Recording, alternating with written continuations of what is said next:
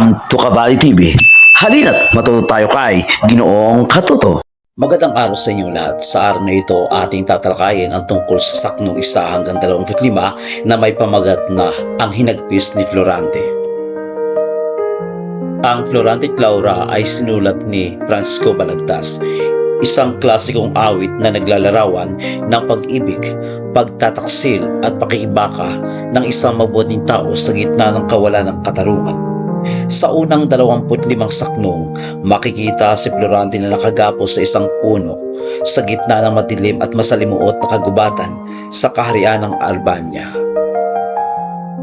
Ang kanyang paligid ay puno ng panganib, bababangis na hayop, makakapal na damo at walang liwanag na tila sumasalamin sa kanyang pusong puno ng pangungulila at pagdurusa. Sa kanyang paghirap, inalala ni Florante ang kanyang katapangan at karangalan nung siya ay malaya at magiting na nakipagdigma. Ngunit ngayon ay tila lahat ng iyon ay naglaho.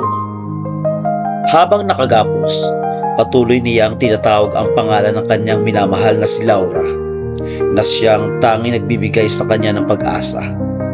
Ipinapakita sa bagay ito ang wagas at dalisay na pag-ibig, isang pag-ibig na hindi nagbago kahit sa gitna ng panganib at kalungkutan. Inalala niya ang mga masasayang sandali nila, ang kabutihang pinakita ni Laura na nagiging kanyang lakas upang hindi tuluyang mawala ng pag-asa. Gayon din, ipinapahayag niya ang kanyang pangamba na baka siya ay pinagtaksilan o tuluyan ng kalimutan ng minamahal. Bukod sa pag-ibig, makikita rin sa mga saknong ang tema ng kawalan ng katarungan. Ang kalagayan ni Florante ay sumisimbolo sa lipunang puno ng kasamaan, pagtataksil at pag-aapi, mga bagay na noon ay naranasan din ng mga Pilipino sa ilalim ng kolonyal na pamamahala.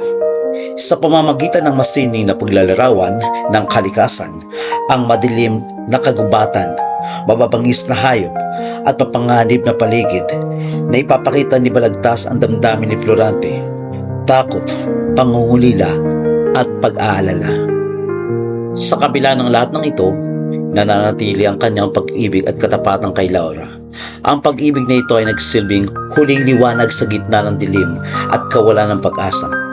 Sa ganitong paraan, ang unang 25 saknong ng Florante at Laura ay hindi lamang nagpapakita ng personal na paghihirap ng pangunahing tauhan, kundi nagsilbi rin ito na paunang pagpapakilala sa mas limuot na kwento ng pagtataksil, digmaan, pagkakaibigan.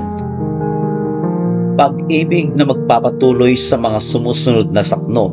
Makikita rito kahit ang mabuting tao ay maaring dumanas ng matinding pagsubok, ngunit ang pagmamahal, pananampalataya at katatagan ng loob ay siyang nagiging sandigan upang mapagtagumpayan ang lahat ng paghihirap.